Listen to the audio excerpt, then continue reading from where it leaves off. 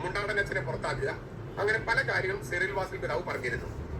അങ്ങനെയുള്ള ശക്തമായ തീരുമാനം നടപ്പാക്കാതിരിക്കാൻ എറണാകുളത്ത് നിന്നുള്ള മെത്രാന്മാരെ ശ്രമിക്കുകയും അതിന് തടയിടാൻ ആലഞ്ചേരി പിതാവിന് കഴിയാതെ വരികയും ഈ എറണാകുളത്ത് നിന്നുള്ള മെത്രാന്മാർക്ക് വഴങ്ങുകയും ചെയ്തതിനാണ് ആലഞ്ചേരി പിതാവ് രാജിവെച്ചത്. ഞാൻ ഒന്നുകൂടി പറയാ, മുണ്ടാടനച്ചനെ പുറത്താക്കുക, അങ്ങനെയുള്ള കുറെ തീരുമാനങ്ങൾ സിറിൽ വാസിൽ പിതാവ് പറഞ്ഞിരുന്നു.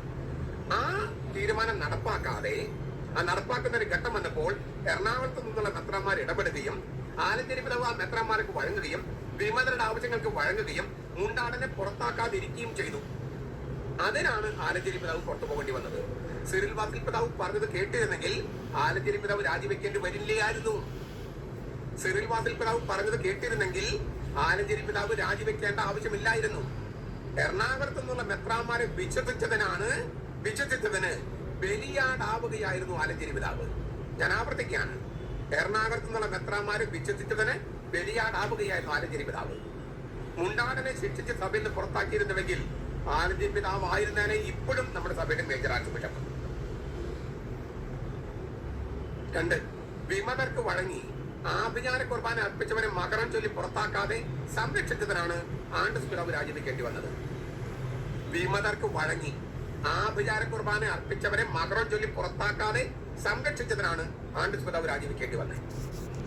വിമതർക്ക് വഴങ്ങി അതിരൂപതയ്ക്ക് മൊത്തമായി ഡിസ്പെൻസറിംഗ് കൊടുത്തുകൊണ്ട് കാനൻ നിയമത്തെ അവഹേളിച്ചതിനാണ് കരിയിലിന് പുറത്തു പോകേണ്ടി വന്നത്. ഇപ്പൊ കാനൻ നിയമത്തെ മൊത്തത്തിൽ വെല്ലുവിളിച്ച് പച്ചയ്ക്ക് ലംഘിച്ചിരിക്കുകയാണ് പാമ്പളാനി പിതാവ്. പാമ്പളാനി പിതാവിന് എന്താ സംഭവിക്കാൻ നമുക്ക് കാത്തിരുന്ന് കാണാം. നമുക്ക് മുൻവിധി വേണ്ട, വത്തിക്കാൻ തീരുമാനിക്കട്ടെ. വത്തിക്കാൻ എന്ത് ചെയ്യുകയാണ് എന്നുള്ളതിന് ഒരു ഉത്തരം കൂടിയാണ് ഈ സിറിൽ വാസിൽ പിതാവിന് പിൻവലിക്കുന്നത്. എന്താണ് വത്തിക്കാൻ എല്ലാ ദിവസവും ഇത് പഠിക്കുകയും കാര്യങ്ങൾ ചെയ്തുകൊണ്ടിരിക്കുന്നുണ്ട്.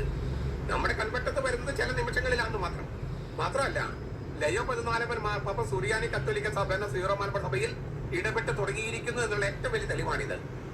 അടുത്ത നടപടി നിങ്ങൾ കാത്തിരുന്ന് കണ്ടോളൂ. അതേസമയം എറണാകുളം വിമതർക്ക് സന്തോഷിക്കാൻ വകയുണ്ട്. കാരണം അവരുടെ ഇംഗിതത്തിന് വഴങ്ങിയവരൊക്കെ അവർ മെത്രാൻ സ്ഥാനത്ത് പുറത്തേക്കുള്ള വഴി കാണിച്ചു കൊടുത്തിട്ടുണ്ട്. അവരുടെ ഇംഗിതത്തിന് വഴങ്ങിയ എല്ലാ മെത്രാന്മാരെയും അവർ രാജിവെപ്പിച്ചിട്ടുണ്ട്. അവർക്ക് എതിരുള്ള മെത്രാന്മാരല്ല, അവരുടെ ഇംഗിതത്തിന് വഴങ്ങിയവരെയാണ് അവർ രാജിവെപ്പിച്ചത്. അവരുടെ ഇംഗിതത്തിന് വഴങ്ങാത്തവരെ അല്ല. ഈ പറഞ്ഞ കാര്യങ്ങളൊക്കെ നോക്കുക. വിമതർക്ക് വഴങ്ങിയിട്ടാണ് മുണ്ടാടനച്ചനെ പുറത്താക്കാണ്ടിരുന്നത്. വിമതർക്ക് വഴങ്ങിയിട്ടാണ് ആഭിചാര കുർബാന അർപ്പിച്ചവർക്കെതിരെ ശിക്ഷയില്ലാതെ പോയത്. വിമതർക്ക് വഴങ്ങിയിട്ടാണ് ഡിസ്പെൻസേഷന് മൊത്തം അതിരൂപതയ്ക്ക് ഡിസ്പെൻസേഷൻ കൊടുത്തത്. അവർക്ക് വഴങ്ങിയവരെയാണ് അവർ പുറത്താക്കുന്നത്. അവരല്ല പുറത്താക്കുന്നത്, അവർക്ക് വഴങ്ങിയതിന്റെ പേര് വത്തിക്കാൻ പുറത്താക്കുന്നു.